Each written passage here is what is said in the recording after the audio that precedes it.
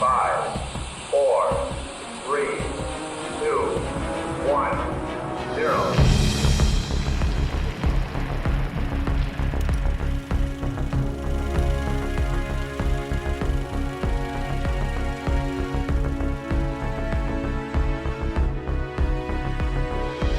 Ahoy, everyone. My name is Bobby Shortle, and I'm here with Nick, Rocco, Scalia, and we are the Intrepid Filmographers. Every mini-series, we chart a course through the full filmography of an under-discussed genre or journeyman filmmaker. And in this expedition, we do our best to try and be explorers, using our years of film knowledge to help guide us, but always being open to discovering new things about the medium we love so much. This week, we continue our special expedition into the films of Peter Jackson, and today we enter the Garden of Love for the demented puppet comedy Meet the Feebles and find out if... You know what, man, I got fucking nothing. I don't know what to say at the end of... I don't know what we find out. I don't know what we've learned along the way. But we sure watched an hour and a half movie. It wasn't friendship, I know that. It wasn't the friends we've made along the way. No, there were no friends made along the way. Maybe a little bit of trauma. Probably not the kind that we'll never be able to get over, but yeah, I'm still kind of just a reeling little from this bit movie. of love. And just a little bit of love, yeah. And a nice happy ending after between a koala and a puppet sheep. murder. I don't know what the fuck that other thing was. Wait, what? It's a hedgehog and a dog. Okay, it looks like a sheep. We're off to a terrific start here. Terrific start. So we're talking about Meet the Feebles, which is Peter Jackson's second film. It is a sort of like evil Muppets, movie. It is all puppets. I should say it's all puppets. There are costumed performers who are made to look like puppets, but are actually people in costumes. But it is no human face is seen during the movie. Everybody is an animal, and everybody is basically the worst of humanity in some sort of puppet animal form. There are nice characters in this movie. Yeah, there are two, basically. 2, maybe 3, 2.5 or so. It's otherwise, yeah, it's a real trip through the muck. It's not a savory group of folks. Let's just put that for the most part. So yeah, last time we talked about bad taste. Now we're talking about Meet the Feebles, the second of his, what I will call his I dare you to watch this movies, I think is how I would put them. This one comes out in 1989. It is actually not meant to be his second movie. It's the movie we're going to be talking about next time, Brain Dead, is meant to be his second movie, but there's a lot of trouble getting that off the ground, getting the funding fully secured. This, originally meant to be a sketch, starts as a sketch, then is going to be maybe a pilot for a TV show. Then Japanese investors are like, hey, we like this, we'll give you money for it, but we want it to be a movie. So very quickly, Jackson will have to turn what is barely a concept for a television pilot into a full-length feature film starring all puppets. It's funny to me because the Japanese in the 80s were known for their business acumen, and they were really killing it economically, and were making great decisions as to where to invest their money and how to develop worthy things. And and then they invested in Meet the Feebles. And they were like, you know what we really is a good return on investment? This 18-year-old New Zealand filmmaker, or however old he was at this point, making a movie about dirty puppets. Like, that is exactly what we know is going to make all the money come flowing in. And like, I believe what I got to bring out, I for some reason I accidentally closed the info sheet that you sent over, just about the budget and stuff. I want to see what the exact budget was on this thing. $750,000. Yeah, so there's a big step up from Bad Taste, which is basically made for nothing, once again, the New Zealand, and I think people in America don't often remember this or know this maybe, or don't really realize it when they see a lot of foreign films. There's often a name of a country on the actual production credits. And that's because in other countries, they give money to artists to do things. They fund things, and they fund, important cultural artifacts like Meet the Feebles. So the New Zealand Film Commission gave him money to do this, right? And that was a source of a lot of strife during the production, because they maybe rightfully so started seeing what Peter Jackson was doing and were kind of like, what the hell are you doing? See, that's not the story that I was able. I mean, there's not a lot of information about this, but like my understanding was they were mad because he just went over budget, went over time. I don't know. I mean, they said it was shot in the winter of 1989, and much like Bad Taste was supposed to be a 6-week shoot and ended up going on for 4 years or 6 years. It was ended up being multiple years. This wasn't like that, but I think their reach kind of exceeded their grasp a little bit, and they were spending money and they didn't have a finished product. But I mean, I will say about this, I mean, I think our feelings about this movie have already, what are we, a minute or two into the show? And I think they're pretty obvious. Yeah. But it is a pretty elaborate production. I mean, it's definitely a big step up from Bad Taste in terms of 100%. They built a lot of sets. There are a lot of puppet characters here, as you said, unlike the Muppet movies, right? Which do have human characters. Even the more recent Muppet movies, there are people in them. The Muppet Show always had celebrity guests and there were human beings there. This is like all puppets all the time, and even the the costume characters, they're supposed to be like big full-size puppets. There are some big full-size, like bigger than a human-size puppets. So it is a very ambitious production considering it's his second film, and it's definitely an undertaking that's a lot more than him being in his backyard essentially with his friends and some improvised weapons and some monster masks he made in his mom's oven. I hope his mom didn't have to see any of what they created for this movie. Yeah, I'm sure his mom's assuming she did. She was very supportive. I'm sure very she's sweet seen all lady of it if you watch those documentaries. Yes. So I watched the documentary that they made about them making the movie. The New Zealand Film Commission made, like, basically New Zealand TV made a documentary called Sex, Drugs, and Soft Toys, which is a great name for a documentary about Jackson and the making of this movie. And I also watched this kind of like 20-minute made like fan thing that was made a couple years ago by someone who like kind of tried to dig in a little bit to the future. And it was okay produced, but it had some information and stuff in it. And part of that was, part of the anger with him, like you were saying, was like, he was like, yeah, I can do this for this amount of money in this amount of time. And just knowing what the movie is, which is a full, like you said, fully puppeted hour-and-a-half long feature, obviously either Jackson was just, like it's better to ask for permission, forgiveness rather than ask permission. For permission. Yeah. So either that or just is really his first fully crewed, fully budgeted movie, just didn't know how long it would actually take him to make the movie, right?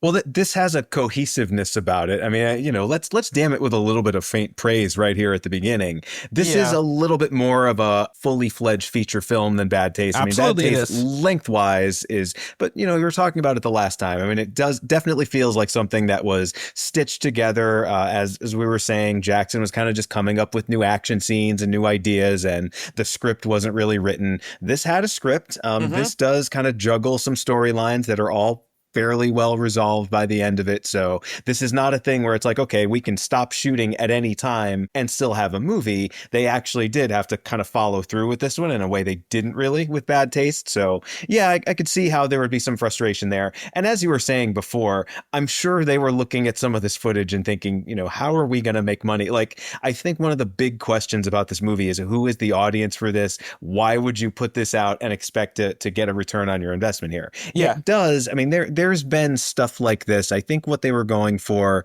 like, this is it's a late 80s, early 90s version of like that 70s X-rated, which I've never seen any of these movies. I've kind of read about them, but like, Flesh Gordon, and I think there's one called Let My Puppets Come, the Ralph Bakshi stuff, like Fritz the Cat and all that. Have you ever seen any of those movies? I've never seen any of those movies. No, but like, I know what you're talking, the movement, I know what you're talking about. Yeah. Like if you read about cult cinema, like this is a thing. And if you're into, like adult animation, like Robert Crumb artwork sort of transposed to the big screen, I mean, that's definitely what they're going for here. And so, like, I guess there is some small niche audience for that. But, whereas Bad Taste, I think, really works as a midnight movie. And if you're a horror fan, or if you just like, weird, silly, goofy, gory stuff, I think there's a bigger market for something like that than there is for this, which is just unrelentingly gross in ways that movie, even though it's called Bad Taste, I feel like this is in such worse taste than Bad Taste.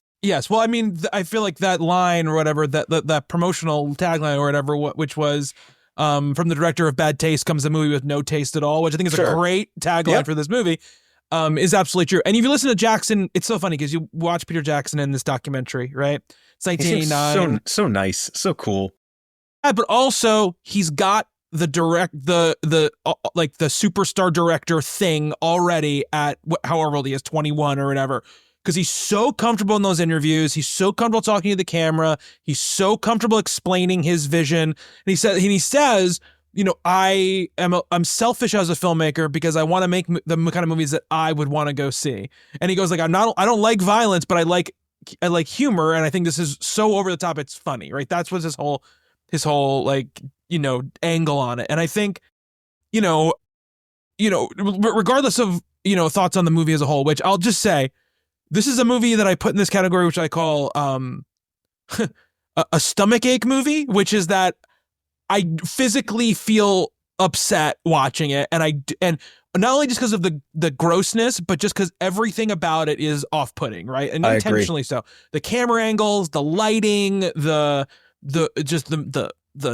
scene compositions, the like, you know, when you're watching a giant fly eat poop out of a toilet, you know, like in first person, basically, you know, it's just, there's just a lot of this stuff, right? A lot of weird close-ups, a lot of like perspective shots. A lot of it shot very close, yeah. Yeah, and some of that stuff is in bad taste, too. It actually will follow him throughout his entire career. It's part of his kind of visual style, but here it's not cut with anything, you know, it's not like the change-up to make you feel uncomfortable. It's just a constant feeling of uncomfortability, and I think, much like bad taste, you know, about 25 minutes in, I'm like, okay, I got it. I'm good on this movie. And I think, like, you know, it ends sort of spectacularly, and we'll talk about that. I think the ending is really, really good just from a like filmmaking standpoint, and sort of like okay, I can definitely see someone like taking a level up just in the way it's composed and the way that, you know, you're kind of doing the three different sort of things at once, and it's all sort of working together. But it separated itself from a movie. Just it introduces two crucial things to the Peter Jackson career that we're going to talk about many, many times over these next few weeks. One of them is his writing partner and life partner, credited here as Francis Walsh, but Fran Walsh, who will write every single movie with him from now till the last Hobbit movie, and is a huge part, I think, of the script feeling somewhat coherent, right? Because she has her own sort of journey to here. She's already a television writer, already somebody who has experience bringing productions to the finish line. So she comes in and is with this movie. So that's a big part of this. And two are Richard Taylor and, oh my God, I can't remember her name. His partner, her last name is Roger, who are the founders of What a Workshop, then called RTFX, I believe. But, you know, basically it is created to, What a Workshop is created to make this movie, right? To make these puppets, to create all this stuff.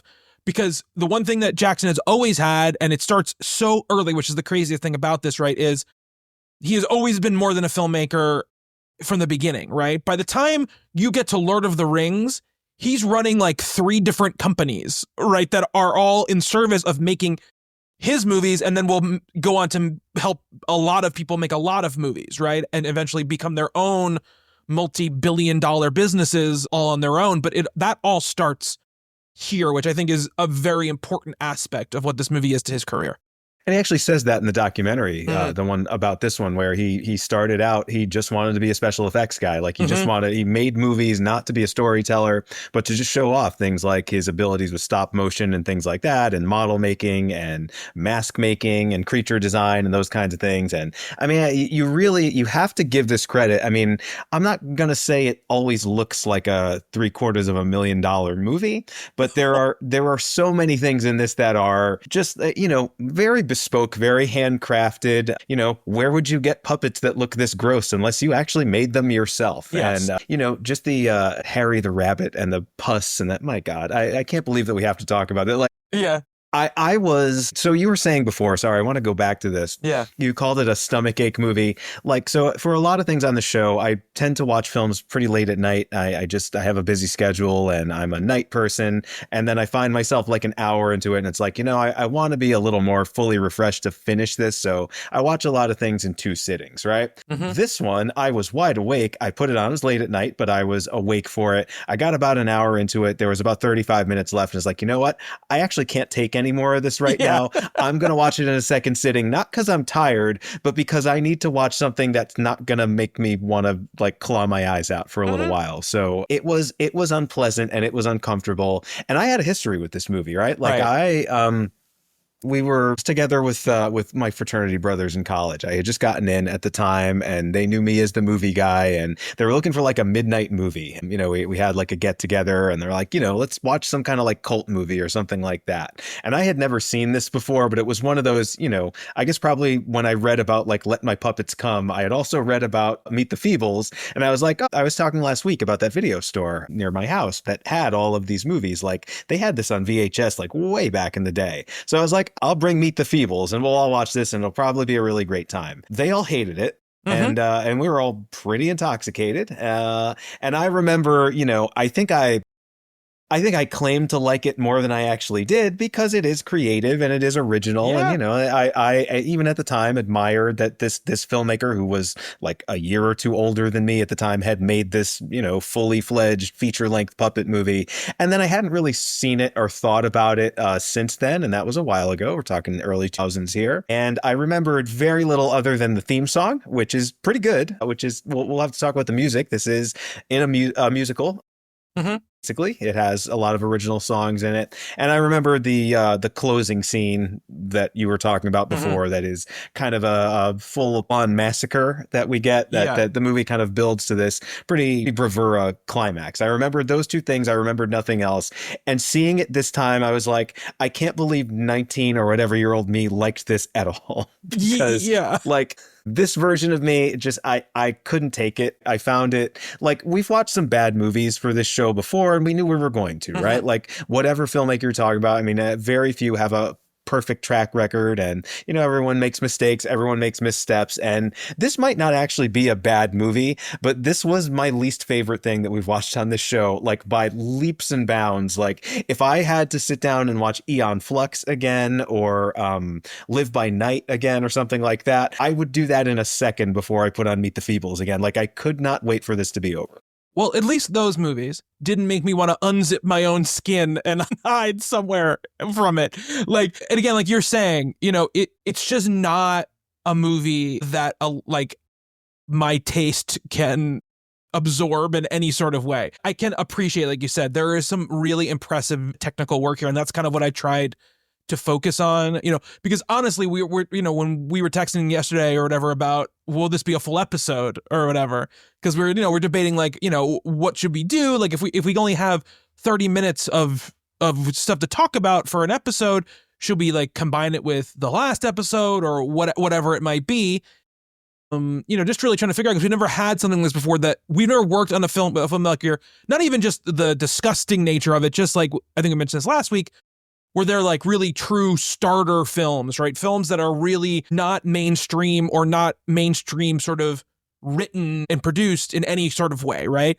Even the smallest film, like Girl Fight's probably the smallest film that we've covered, that is written like a traditional movie, right? That it's not an art film, really. It's just a low budget film. People saw that on a big scale before they saw her next movie, right? Yeah, like that exactly. Was, I think bad taste is kind of the same thing, right? Like no one really knew, at least in America, in the UK, like in, in the larger, I mean, New Zealand is a small country. So he's a filmmaker working in this like limited sort of environment in that sense. So, and these movies are funded by the New Zealand government. So people knew who he was there, but really Dead Alive, Brain Dead, you're going to keep calling it Brain Dead. I'm going to keep calling it Dead Alive. Doesn't really matter. Yeah. Maybe next week it will. It's the same movie, just so everyone knows. It is exactly the same movie. I think people kind of went back and were like, okay, it's like Christopher Nolan with Following, right? Like Memento, most people think of Memento as kind of the starter Christopher Nolan movie. And if you're a big fan, you'll go back and watch Following in the sense that it's almost like a student film or something, even though it's not. I mean, it's a feature-length film that he made, I believe, either as a graduate student or when he was out of college. Right, yeah. Certainly I'd watch Following before I watch Meet the Feebles again. But like, yeah, I mean, that this is, I guess what I wanted to do is just not throw off the order of things, right? Like this was his second film. It wasn't supposed to be. I'm really looking forward to talking about Dead Alive. Like, here's the thing about Meet the Feebles also. I don't mind tastelessness. I don't mind at all. Like, I Me think neither. bad taste I don't. is awesome. The sledgehammer through the forehead, fantastic. The half head with blood spurting out of it. Love that. I don't mind gross humor. I love South Park. I grew up on all that stuff. To this day, that stuff makes me laugh a lot. Yeah, me too.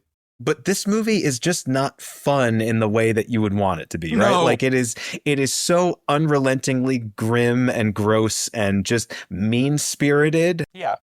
And there's just like nothing to sort of, like it's an oppressive movie watching experience. It's an endurance test. And I don't know. I mean, I can't tell if that was the intention or not. My other thing about this, and this is unfair because it's kind of a personal thing, I love the Muppets. Like, love the Muppets, and really grew up with that. Still enjoy that a lot. Trying to, show my daughter like movies, and we're getting into the show and those things. And, my inner Sam the Eagle came out when I was watching this. Like, is nothing sacred?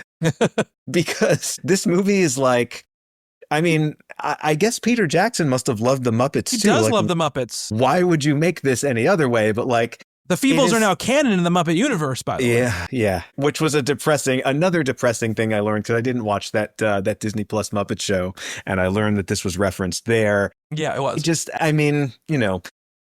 I don't, like I said, I don't know that this is a bad movie. It's just not a movie I like. It's not a movie I ever want to see again. It was a very, very tough viewing experience for me for so many reasons. I'm looking forward to talking about it. Like, I'm looking forward to getting into it, and maybe we can suss out exactly what the problem is. And maybe we already have, but yeah, I did not enjoy this at all.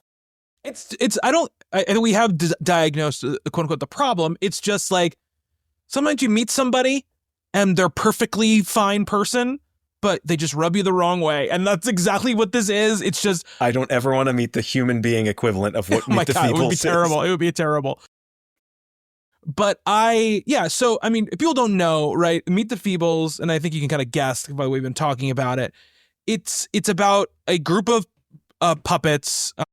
Obviously in this world, they're not puppets. They are the creatures who inhabit this universe, whatever it is, right? But they're the stars of a variety show. They're stars of a variety show, exactly much like the Muppet Muppets would show. be. Yep.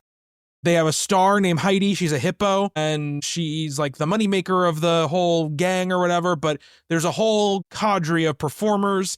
And there's also like the director and a seedy sort of, I guess, owner of the theater, and his sort of right hand, the most disgusting character in the entire movie, the rat guy or whatever. Is he the most? I mean, he's up there. He's certainly in the conversation, but porn in the basement or whatever. And he's also a drug dealer, I think. Yeah, well, there is, yeah, right. So Bletch the Walrus, he's the producer, and I think you're right. He's the theater owner. He has like a theater owner because he has like an office or whatever in there. Yeah. And he is like involved with some kind of local gangsters. Mr. Big the Whale, which is a fun character actually. I like Mr. Mm-hmm.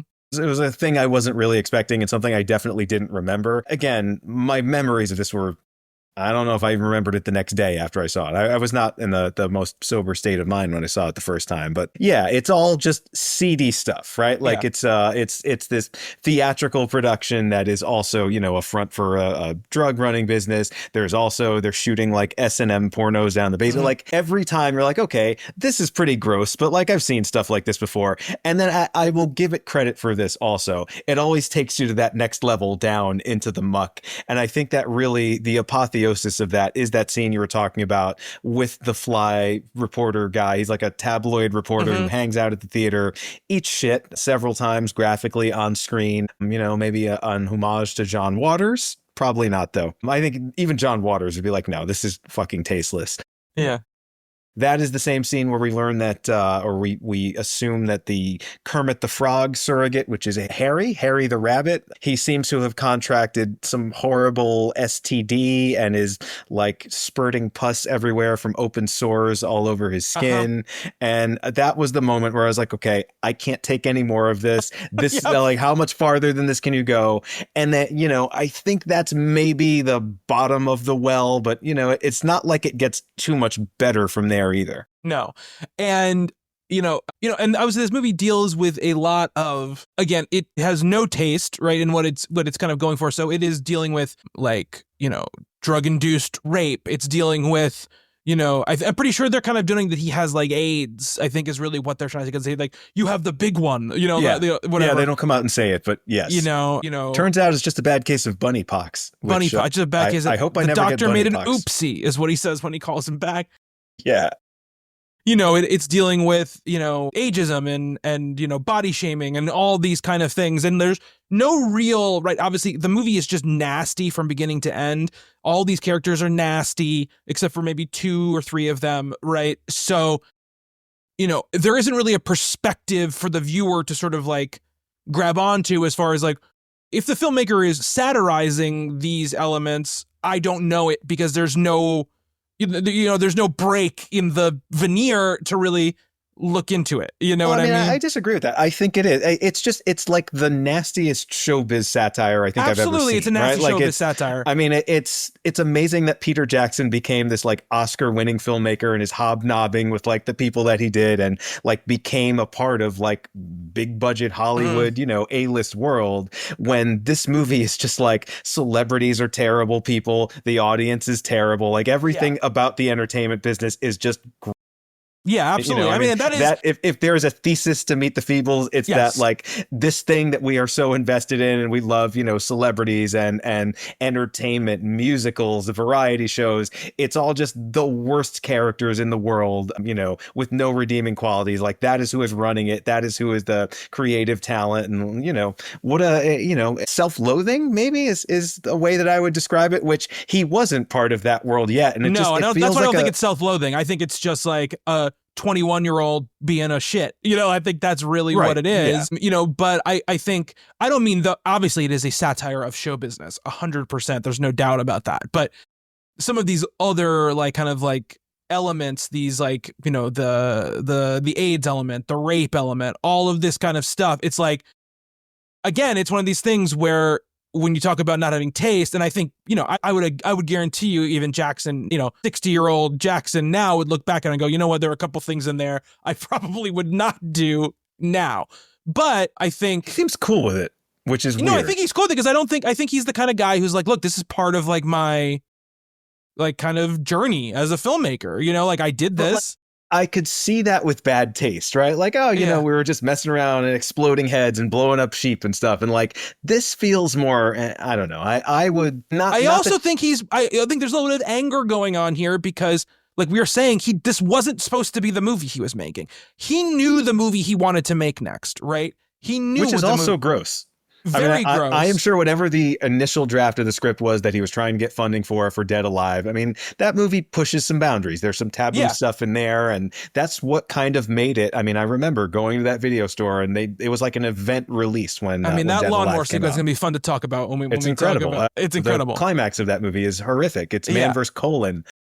Yeah. But like nothing in that feels even close to the level of this, which is pretty surprising because that movie does really push a lot of buttons. Yeah, but it's kind of what we were talking about, right? And we'll dive more into it next time when we're talking about that movie. But which I can't wait to do. I can't wait to get through this one. For me, is just I don't think there's necessarily like a defined line that you cross and you don't cross. Like it is a moving sort of bowing sort of wibbly wobbly thing, right? But for me, just for my sensibility, I was like, nope, this is not what I want to be watching, like in any sense of the word, right? No. And, basically we were saying that this group of puppets, they're like a sort of a variety show. They're getting ready for a big show.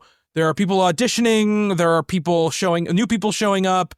There is all this seedy stuff happening everywhere. At the same time, the producer is like in a relationship with Heidi the star, but also cheating on her with this young puppet that is that is new. The early 30 seconds in the movie, we've got a walrus banging a cat. And, and we see boobs. We see puppet. We see all boobs. Kinds of animal boobs here. Yeah, and so like Heidi, basically the whole movie, the Heidi the Hippo spends all the time like out in the world, right? She's running, she's like exercising and then stopping at places and eating a tremendous amount of food in a disgusting way. like all that stuff like that. I will say I did enjoy when, what was it? Bleck? That's his name, right? The Bletch. walrus? Bletch is golfing with that like with Rocksteady or whatever. I guarantee Rocksteady from the TMNT cartoon was gotta be inspired by that character from this movie. Yeah, I actually like some of that stuff when they go out into the world. So a lot of this was shot in a warehouse. They built sets, this warehouse down by the docks, and we actually have some scenes outside at the docks here too. That's where we finally get to see Mr. Big in all his glory. I'm like trying to grasp onto the things I liked. I really liked Mr. Big. But yeah, there's some neat scenes where they actually go out into where they're shooting in Wellington, and you've got Heidi the Hippo, which is one of the writers of this, Danny Mulheron. In costume. There's somebody else doing the voice, and she's like jogging along the waterfront, and it's this like really nice looking tracking shot, right? Must have been pretty hard to get. The action scene that takes place at the waterfront, that is on a real location, a lot of it, that's a pretty cool scene too. We've got it's a Morris Minor, that car that Jackson is madly in love with. There's one in Bad Taste. There's a couple of them here. There's like one that's it's every style. Car. It's every car. Every car in the movie is that one car. Is a Morris Minor, yeah. Yeah. So when they actually expand the world of this a little bit, there's that scene on the golf course, which, I'm a golfer. I love golf scenes in movies. And, that was at least something that I could look at that was not puppets having sex and, fiending for drugs and those kinds of eating shit. I was like, good, golf. I can live with that. Yeah, absolutely. You take what little you can get out of Meet the Feebles. What little you can get, because right around the corner there's something that's going to make you absolutely, and you know, even in the moment, it's like I might as well enjoy this because there's going to be something horrible. Yeah, so I did like that stuff a lot. There's this kind of fun like audience surrogate character. His name is Robert the Hedgehog. I remember him being actually credited as Wobbert. He's got one of those accents where he can't pronounce his R's, and so that's how he says it.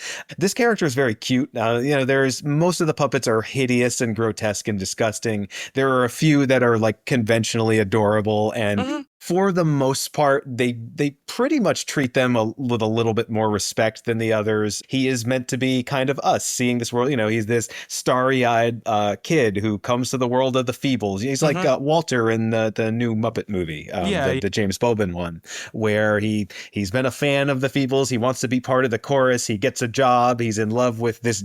You think she looks like a sheep. She's supposed to be, I think, like a poodle or something. Yeah.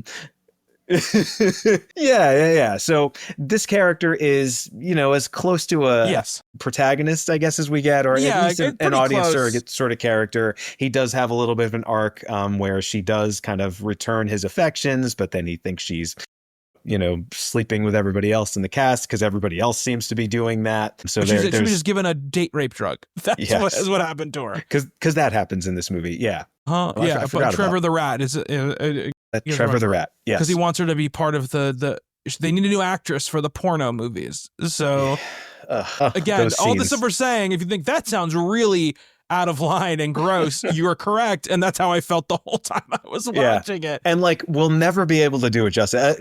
No, you can't do it. You got to watch it. It's on YouTube. You can watch it. Go on YouTube and Meet the Feebles. Beautiful K transfer. I mean, you could see every little bit of bodily fluid that this movie has to offer, and there's so much of it. There's definitely puppet semen that you see dripping on the floor. That aardvark. My God, the aardvark. The aardvark is so gross. That was one of the parts where I was like physically like, I cannot I couldn't handle this. Because the noises they're having him make were I was just like, I can't deal with this right now. It's too much for me. For a while, right? Like in the beginning, there's like a lot of innuendo, and there is that scene we were talking about with Bletch, and I was like, okay, like they're having fun here, and this is like Bad Taste is not, there's nothing even approaching sexuality in the movie Bad Taste, right? Like there's a lot of violence, and this one, like, okay, there are other ways to be tasteless, and that's one of them. So I was like, okay, that's what this is, and I didn't remember it well enough to remember that. No, we're actually going all those places that we talked about, and then some. No, we're going to the show 9 circles of hell in this one, all of it, right? Like we are not going to cut away from any of this stuff. We're going to just like rub your nose in it the entire time. The stuff with the fly is just, yeah, I know. I mean, like Pasolini did it in Salo, and that's one of the most, like, this has landed on a lot of those most disturbing films ever made lists. And for a long time I was like, okay, well they put it there because that's kind of a goof because it's a puppet movie and whatever. And honestly, like, I haven't seen a lot of the movies on those lists. This is the one I guess I can lay claim to, and I can't imagine. I mean, I know what the rest of those are, and I know what the intentions be. A Serbian film and stuff. I have a buddy, not a close friend, but a guy who thinks that's like the greatest movie ever made. That's probably says more about him than it does about the movie. But like, I feel like there is artistic intent behind those that this one doesn't really have. It strikes me a lot as like that kid in your class. It's like, hey, look at this thing I drew in my notebook. And it's like, you know, some cartoon character getting railed. And it's like, cool, man. Great artwork there. I'm going to go sit over here now. Exactly. Yeah. That's kind of my feeling throughout this entire movie. Like it is, you know, it's a wink nudge thing, but like we're not really in on the joke. It's just gross for gross sake. It really does feel like, and I like it's him messing with people. That's what it feels like to me. And I think he finds that funny at that time in his life. You know, I think he has a little bit of a wicked sense of humor. And I think this is part of it. It's a little bit in bad taste, like you said. It's actually a lot in bad taste. It's just like, you know, the budget is so much lower in bad taste that, you know, there's a little bit of a layer of like goofy removal from it because, you know, you're like, well, Bad Taste is a goofy movie. Like I wouldn't call this a goofy movie, right? And it could be like you could see, you know, we'll have to talk a little bit about the filmmaking here because I actually do think there's some things that it does really well. You know, like this could have been shot very flat and it's not. I mean, there is lighting here that's expressive and there's a lot of camera movement, a lot of camera work that is interesting and, you know, really shows a lot of flair. And, you know, because the subject matter is what it is, you know, you just point a camera at these puppets doing gross things and you're going to create controversy. I mean, he's being a provocateur here and you could have just done that and called it a day. And clearly he's got more on his mind. I mean, he does want to kind of show off his chops a little bit here, but like there is no remove. There's no goofy like, everybody's just having a good time here, you know, like this really is just, you know, it wants you to feel sick more than it wants you to laugh.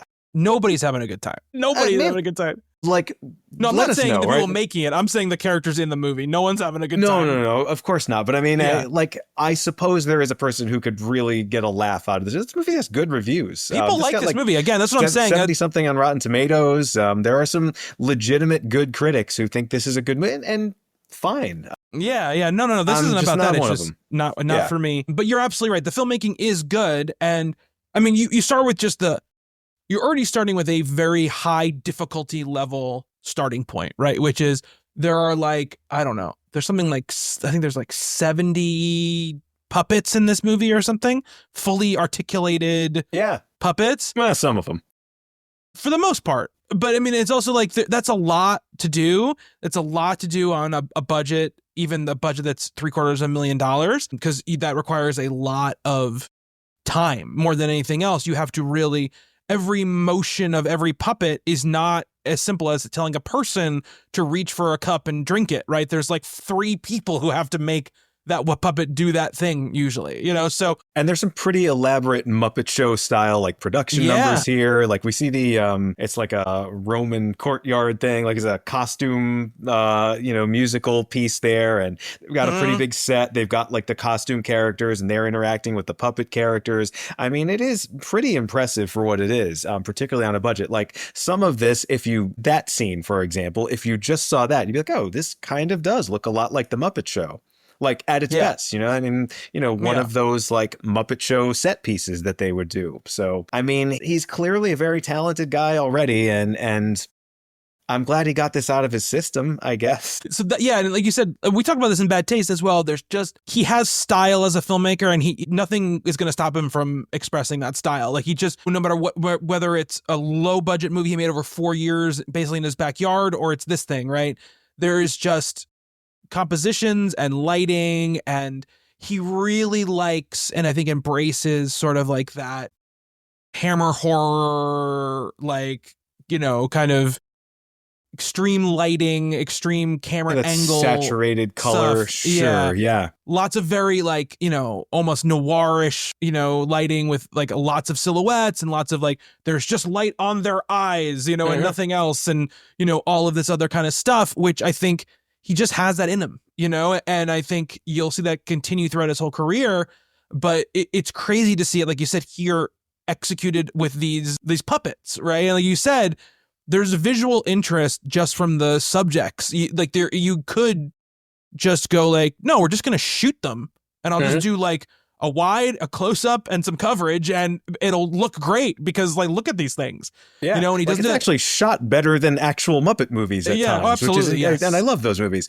Yeah. There's this the one character that I really, really like is Arthur the Worm, who's like this genteel British, like he wears a sweater vest, and he's like, he's a stage manager, a director or something. Yeah. He's like, hello, love. I'm so sorry for what happened to you. He's really nice and nothing bad happens to him, and he doesn't treat the other characters poorly. And there's he's got these like big expressive eyes. And there's a shot of him kind of in the wings of the stage with the ropes behind him there. And it's like, that's a really beautiful shot. Like even the Muppet movies that kind of do sometimes go for like big emotional moments like this, they don't quite nail the visuals of it the way this does. So, I mean, you got to be kind of impressed by that. And it's, I don't know, something about those few, because all the other characters are so disgusting. The fact that there are a few that are pretty endearing. The elephant I kind of like also. I mean, the elephant's kind of a dirtbag. He is, but he gets his redemption in the end. I mean, there are, like I said, there are stories that play out here and are resolved and things like that. My favorite, I think the funniest, like I found myself laughing maybe twice in the entire movie. And, you know, at least one of them under duress. But I love those little furball things that are just a huge pain in the ass. And the elephant goes into his dressing room and they're just like wrecking all his stuff and peeing all over his room. Like that was really funny. Then they all get splattered in like very bad taste fashion. Yeah. He's like, oh, I just trained on them. And he's not really like sad sack. I trained that lot. Yeah. No, yeah. I mean, there's a couple like set pieces and little things, little jokes, little gags that I think are good. And again, like I think all of this thing is like, obviously the gross stuff is also effective because I was extremely grossed out and unsettled by it. Yeah. You know, so it's not like he's not effective at that. And I think there is an intentionality of him doing that. He wants it to be off-putting. He wants it to be so incredibly gross that and uncomfortable that hopefully it's made for the kind of person that when they get to a certain level with that stuff, it turns into funny to them, right? It's like, my God, there's so much going on here that now it's gone past being disturbing and it's gone into funny because it's just so over the top. I guess my threshold for that is much higher than me too. Whatever this is. So I never really get there, you know, with this. It's all either But it is, I mean, I'm not sure exactly what it is, but like the scene in Bad Taste where they eat puke, you know, where the character like vomits up this green stuff and then the other characters eat it. That didn't bother me at all. Like I thought that was really funny. And like it bothered me, but it was on that line for me where it's like, I feel like I'm affected by this in the way I'm meant to be affected by this. And it's like just enough where it's grossing me out, but it's not the whole movie. That's the thing. It's the whole movie. There's not a moment of respite in this movie from, you are never more than like 10 seconds away from the most disgusting thing you've ever seen. Pretty much. You're that's the kind of pocket you're in. So it doesn't really give the viewer a chance to sort of like get comfortable and then get grossed out. It's just like, okay, this anteater is jizzing on the floor while he sniffs panties. And then right after that, we're going to his nose, of course, which is like, there's so much phallic stuff in this movie. Like, you know, it actually makes me want to go back and watch the Muppets again. I mean, I guess maybe the worst thing would be Gonzo's nose or something, but it's like all the noses, you know, the elephant, every character that can have something phallic coming out of their face, or like Heidi the hippo, her face looks like an ass with like a, And then of course there's the director at the end who sings the sodomy song, and there's literally penis statues on the stairs. Butts, like shiny moon butts on the stage. That was kind of funny. Yeah. I like the whole director thing because it felt like the Chorus Line movie. Like he's just sitting in the audience the whole time, judging them. Well, I think it's really, I guess one of the clever gags in the movie is he really wants to do like his song, his original song. Like this is going to be the greatest thing in the show. And like finally, like anytime the show starts to fail a little bit, it's like, well, this is all we need is my song. It's going to save the day. Yeah. And then finally he gets to do it at the end. And it's this song about sodomy. Yeah. And then the crowd, which is like all these freaks or whatever, are just like stone-faced at him. Apparently one of them is Peter Jackson in the Bad Taste. Yeah. Did you see it? I didn't really pick it out. Oh, I caught it. Yeah, it's the Bad Taste mask with like some wire rim glasses. It's pretty good. Yeah. So and I mean, and then basically Heidi comes back from her run or whatever, and she's eaten 17 cakes or whatever, and she starts like doing her number, and she's like burping and kind of lit, and then the director like chews her out. She learns that that Bleck is having an affair, and she's gonna kill herself with a fucking minigun. No, well, she tries to hang herself first, but because she's fat and there's a lot of, there's fat a lot of fat jokes in this movie about her, of course, she falls through the floor and, the ceiling collapses and she falls through the floor. And then she finds a minigun. Before we get to that, I did want to mention it's super gross. The alligator character who is a Vietnam vet and is strung out on heroin. And is he an alligator?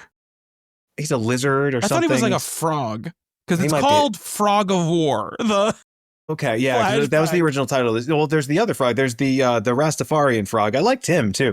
No, I'm thinking of the one that throws the knives and then. Yeah. Well, that's the one I'm talking about too. Who's got like mucus coming out of his face at all times. I think he's a frog trying to get a fix. Well, anyway, we see the Vietnam flashback, and it is it's the deer hunter and Full Metal Jacket, and it's a pretty well done puppet version. It's very well done puppet the version. Full Metal Jacket section of that, because that was all shot on a soundstage, right? Yeah. Famously, Kubrick, built Vietnam, and some people say not very well, but I think it looks great in England in a studio, and it looks like the exact same set. It's not, but I mean, it's a very good facsimile of that. And like that sequence is kind of cool also. Like if he just wanted to do like gross puppet parodies of movies that we're familiar with, like Full Metal Jacket and The Deer Hunter, I think I would have been pretty on board for that. It's one of the best sequences in the movie. Yeah. And it does, again, it just shows how that he has the chops to pull off something like that. Like it actually plays pretty well for what it is. So there's that also. And Peter Jackson seems to love automatic weapons at this point in his career. Like another a lot movie of that machine ends gun fire. Yep. With a big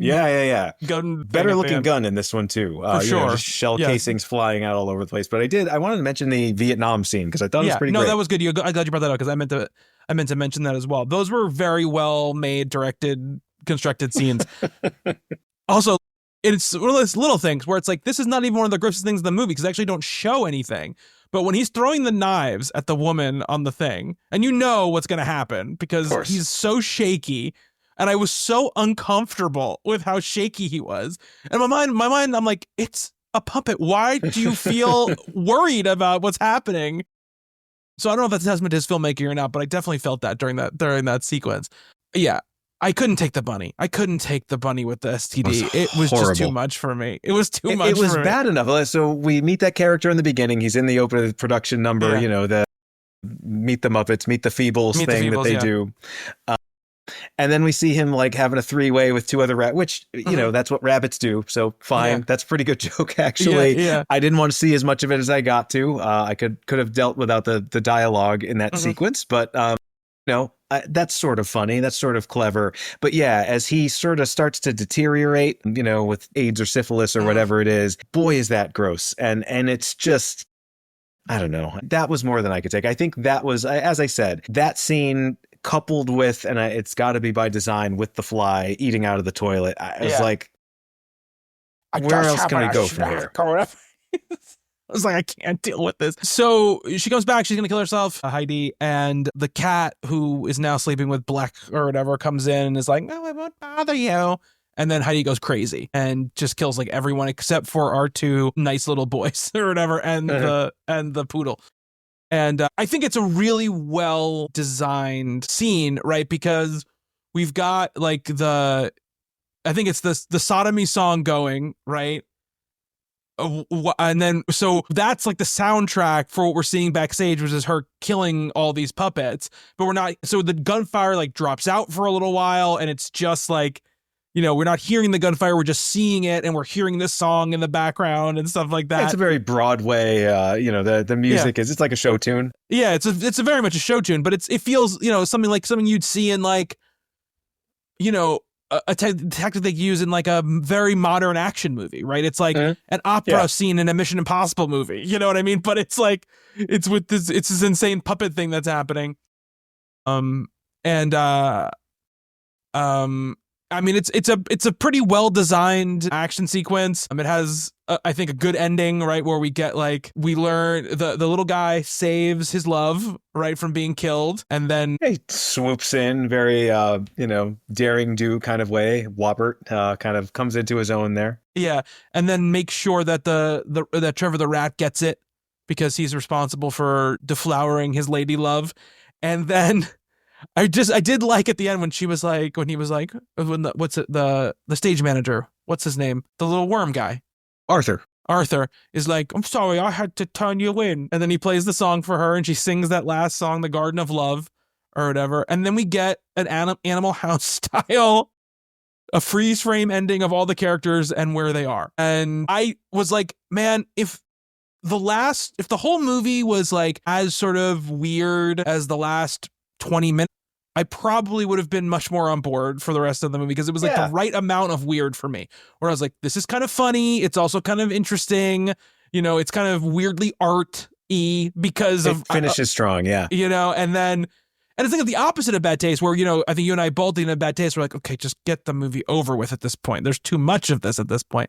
This was the opposite for me. I was like, okay, like I'm finally like, okay, I liked this. And then the movie's over. It builds to this, right? I mean, it does. We're seeing characters that we've seen through the entire movie, you know, getting blown away, and some of them innocent, some of them, you know, not as bad as the others. And, you know, she's just kind of showing no mercy to them. And it is pretty brutal. And like the way, I mean, we haven't seen a lot of death up until this point. We've seen every other horrific thing you can think of, but, you know, and she's just blasting these puppets and they're bleeding and there's like, you know, blood splattering everywhere. And the elephant has an illegitimate chicken elephant baby that he's sired, and the mom chicken gets killed, you know, gets her head blown off, which of course, chicken with its head cut off. She's still talking to him for a while after that. Again, nice little bit little there. Gag. And that effect was good when the head comes popping off. It was like something in Bad Taste, you know, basically.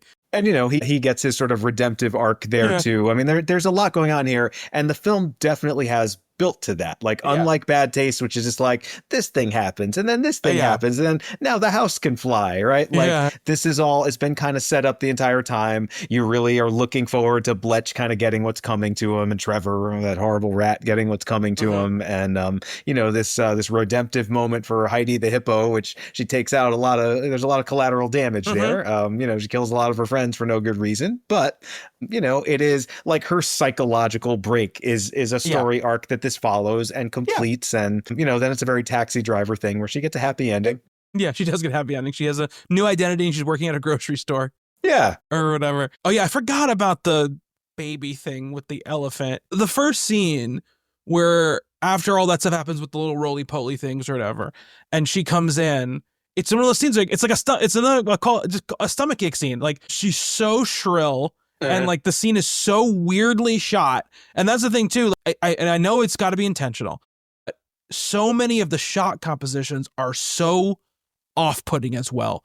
Like we talked about, there's so many crazy close-ups and like almost like Ren and Stimpy-esque detail shots that you do not want to see. You know, and everything is sort of slightly off kilter. There's a lot of things that happen. He'll do a lot of things where he switches from like traditional like over-the-shoulder coverage to perspective shots. Like basically like all of a sudden you'll be in the eyes almost of one of the puppets while something else happens to their puppet. It's very jarring, and it, you know, and again, the lighting's very extreme, and it's like it really gets you off center. Yeah, seeing that, I was like, okay, well, maybe they're just trying to hide, you know, we didn't completely build this set. You know, they were kind of rushing through. It's like, all right, we got to do this in a very tight close-up so we don't see the bottom of the puppet in this shot. But like, as it was going on, and as you were saying, I actually think a lot of that was intentional, because we do see, you know, these sets are fully built. The puppets look pretty good. They are, you know, well articulated. So it's like, no, this is just what he wants. You know, this was the intention, was I'm going to just put this camera like in the worst possible place. And you're going to have to just suffer through it. It is, like I said, it's kind of an endurance test of a movie. But I think, you know, he'll use some of these tactics later on in very, very effective ways. Yeah. Because they're not the only visual language of the movie. They're used as switch ups to put you off kilter for a certain amount of time. Right. And that's why I find this movie fascinating mostly, is because you can, again, much like we talked about last time with Bad Taste, you can already see some of the things that he will carry forward for his entire career into movies that cost hundreds of millions of dollars to make. This stuff is almost like that kind of like skeleton key, right? To understanding why he makes certain choices later on, that when we watch those scenes, you're like, this seems crazy that he shot this scene that way. And you're like, nope, this is just how he communicates. You're in a place that you don't want to be, where everything is bad. You know, yeah, there's stuff with the orcs in the Lord of the Rings movies that is reminiscent of things we see in this. You know, we'll talk about those movies when we get to them. Like, Yeah. I think that the tone of those is perfect for what that is supposed to be. Yeah. Yeah, I mean, if it took him making this to sort of figure that out, right? Like, this is how I can gross people out in like a very small sort of way and then move on to something like, those movies are just overflowing with heart and humanity. And there's just so little of that here. Yeah. And I think we only have, and people often, especially at the time, right, when Lord of the Rings came out, talk about where Jackson came from and his roots. And oh, it's so crazy how different these movies are than the movies that he started out with. But there's really only 3 of them, right? We're almost past this sort of like micro budget. Meet the Feebles isn't really a horror movie, but it's sort of kind of a horror movie, even though it's not. Sure, yeah, I would classify. I mean, it disturbed me more than most horror movies I watch. So yeah, there's only 3 of them, and then the 4th movie is this sort of crazy leap, right, in his storytelling style and subject matter and all of this stuff, right? And then and then we're kind of off the races, because then there's no other movie that's not a studio movie after we do Heavenly Creatures, right? So it's fascinating to live in this little world, and which is not even though it's only a couple of movies, it's not a small amount of time, because he spent so long making Bad Taste. This movie took longer than it was supposed to to make. He was trying to make Brain Dead / Dead Alive before he made this movie. So he's really having to work really hard to get these movies on their feet and finished, right? I mean, this is a decade of his life, right? Yes. Like in this micro budget kind of scramble, writing letters to the film commission, like, just give me a few more $1,000 and we'll finish this thing and we can release it to a couple theaters, get it on TV or whatever, that sort of scrappy sort of mindset that he had for a long time. And, eventually just becomes the opposite of that. Yeah. And look, Heavenly Creatures, when we get to it, it's not like it's a big budget movie. It's a very small budgeted movie, but its subject matter is vastly and wildly different than the stuff that he does before. Well, it's maturity beyond anything that you would like. I mean, I think that's maybe Meet the Feebles to Heavenly Creatures is the bigger leap from like The Frighteners to Lord of the Rings. Absolutely, yes, 100%. And what's crazy is just like this kind of timing thing, right? So when we get to Heavenly Creatures, who is now one of the most famous actresses to probably ever live, is in that movie before she was anyone, right? Yeah. And just this weird sort of like meeting of these two people who will never probably ever work together ever again in this one moment, right? This weird crossing moment between the two of them is a fascinating thing that happens with him in that time. So yeah, I mean, I think like you said, all these things are building blocks to what eventually becomes. If I didn't have to watch this movie for this show, I would not have finished it. For sure not. I would have been like, I'm good. I got it after like 30 minutes, but I didn't. Yeah, I had to watch the whole thing. And I was happy remembering it from 20 something years ago. Yeah. This was the first one that like I always enjoy for this show watching movies that I wouldn't normally just throw on. And this is the first time that kind of went south on me. Yeah.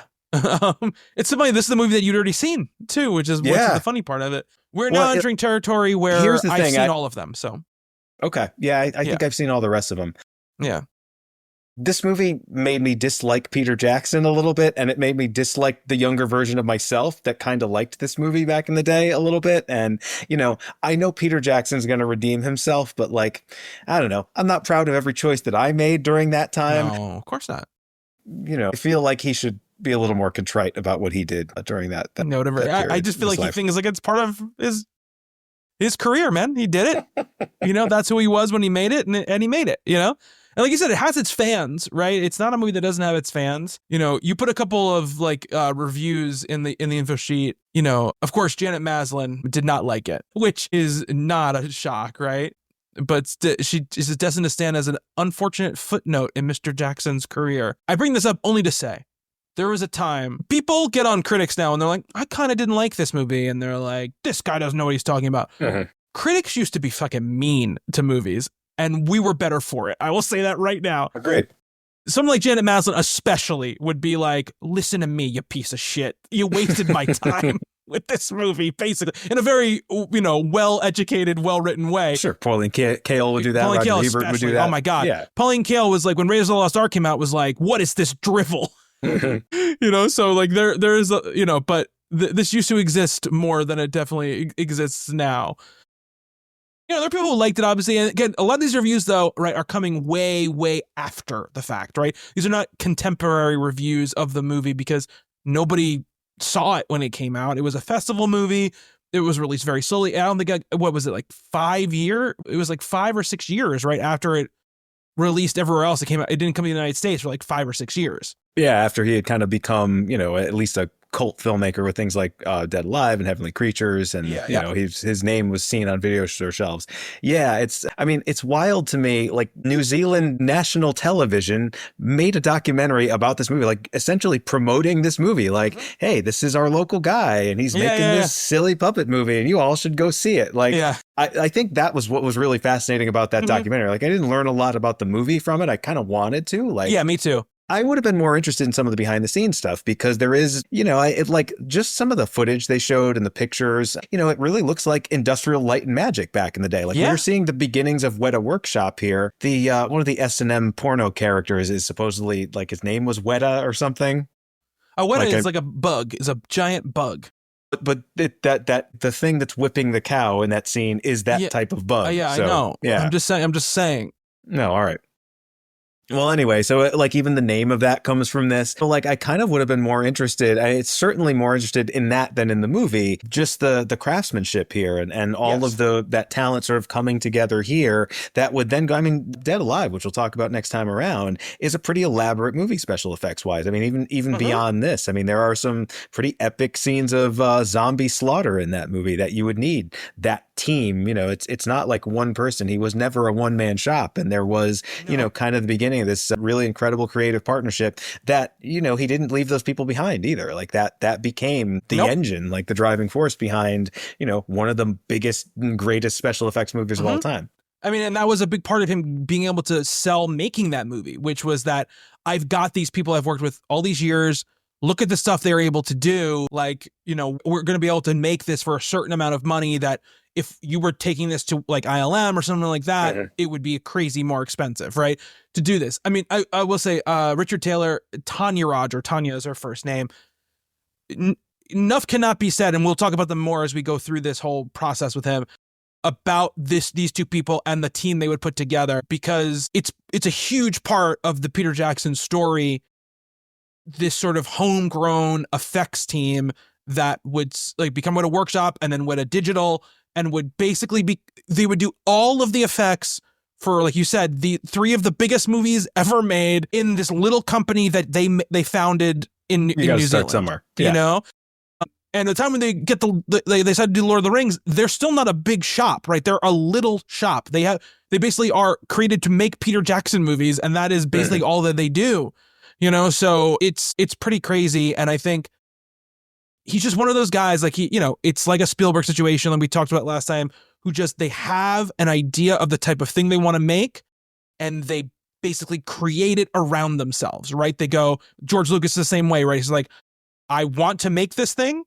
I don't have the ability to make this thing just like throwing money at it. So I'm going to create the thing that can make this thing. We're going to figure it out, and I'm going to get the best people that are also at my level. I'm not just hiring people just because I can. I'm hiring people because they are talented and they want to put in the hours. And I mean, really, going back to Meet the Feebles, like, you got to be impressed by just no wonder it went over budget. No wonder it went over schedule. Yeah. I mean, they left really, there's some really, really great sets and some really impressive stuff in this movie.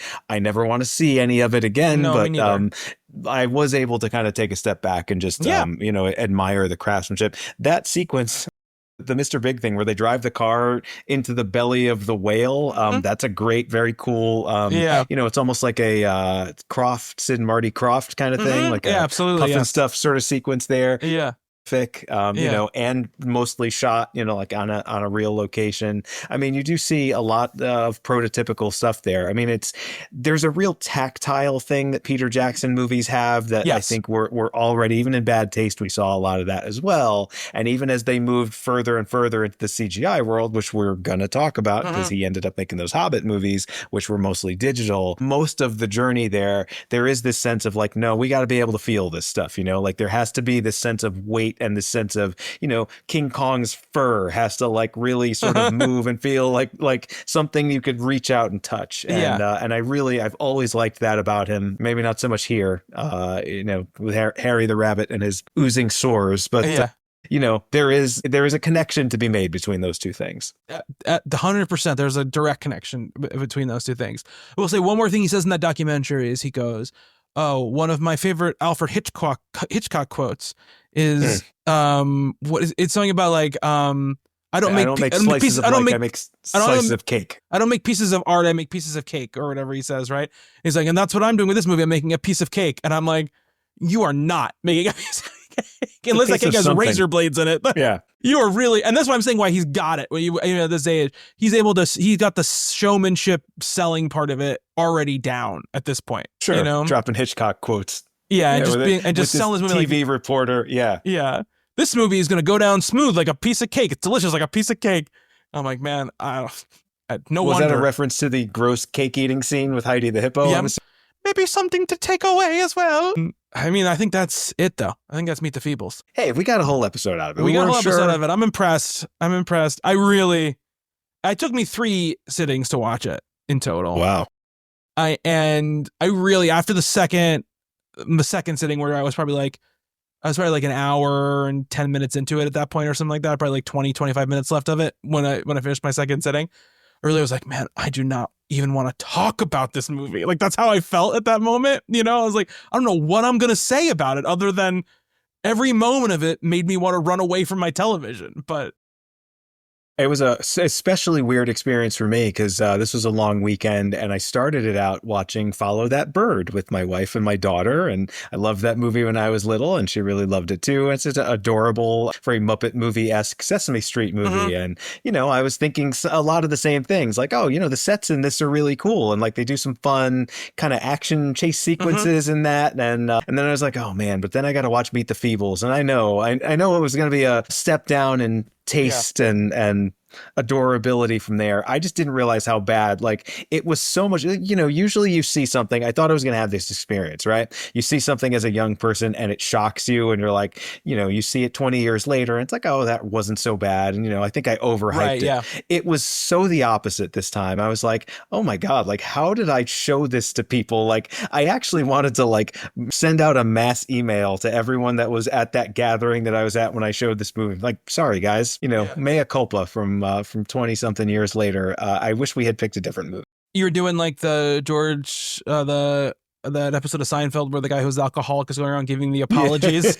Yes. Because I guarantee, I don't still talk to a lot of those guys still. I'm very close friends with a lot of them, but some of them I don't. But if you mention Meet the Feebles, now they associate this movie with me. Like, oh, Nick loves that movie. Yeah. Oh yeah, I've seen that movie because of Nick Scalia. Yeah, he loves it. He thinks it's so great.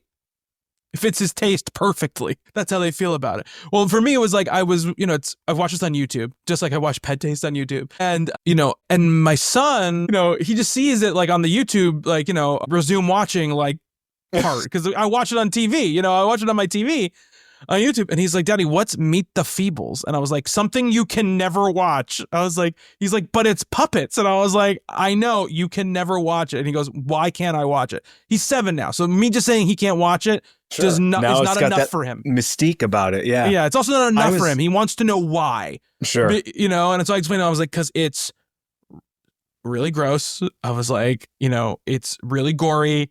It's like, it's really uncomfortable. And there's sex stuff in it. And saying that to him is like, at 7, he's like, okay, good, never going to watch it. That's the last thing he wants to see right now. I was so grateful. Like, my wife is not one of those people who comes downstairs. Like, she goes to bed before me, and like, I'm always watching movies at night. And, occasionally she'll walk in and be watching something, and whatever it is, I feel like I could justify more than I could Meet the Feebles. Like, I'm so happy that she's not one of those people who's, I'm just going to come downstairs and use the downstairs bathroom and grab a glass of water or something like in the middle of the night, because she walks in during the aardvark scene, and it's like, how do I explain that? What do I say? I'm sorry. Well, you can file the divorce papers. I don't know what to say. I had a good moment. I probably would have just thrown you under the bus. Yeah. Last night, Bobby told me I had to watch it. I have to watch it. He's going to be mad at me if I don't watch it. I had gotten the point where I just couldn't watch it anymore last night. And I was like, I got 25 minutes left. I can easily finish this tomorrow before the podcast. So I'm like, I'm fine, whatever, doesn't matter. And luckily, my wife is also a person that doesn't come out after she goes to bed and do anything. But I was like, I finished watching it, and I started reading I had a book that I need to finish up because I have a book club that I'm doing. And she came out maybe 10 minutes after I turned off Meet the Feebles, and I was reading a book. So I looked the opposite. I looked real smart and classy because I'm sitting there reading a book. I've got like nice classical music on or whatever. And I was like, this is And the book was the novelization of Meet the Feebles. Yeah. It was just like naked puppets. It was the fly eating the shit was on the cover of the book. I was like, it's a real page turner on this one. So that's going to do it for Meet the Feebles. Please remember, if you loved this episode, please remember to rate, review, and subscribe to the podcast on your podcast platform of choice. IntrepidFilmographers.com will take you right to our Substack where you can subscribe there, or you can see anything else we put out as well right over there. Next time, we're going to be talking about Brain Dead, Dead Alive / Dead Alive. I would say Jackson's breakout movie. And the thing that I think really put him on the map with horror fans and cult movie fans and people in America really for the first time. And we're going to talk about it. I'm very excited. I haven't seen that movie in probably 20 years. It's been a while for me too, but I feel like it's not talked about enough anymore. No. Maybe because he kind of ascended to the heights that he did, and I'm really looking forward to revisiting it and maybe getting some people to watch it again that haven't seen it in a while, because I feel like that one's going to hold up and it's going to get the bad taste of, not bad taste, but Meet the Feebles out of my mouth, and I'm just really pumped for it. So I may watch that sooner rather than later. I'm very excited to watch it, very excited to talk about it with you next week. But until then, thank you, Nick. Thank you, Bobby. And thank you to everybody who is watching or listening. Until next time, be good to one another. Later.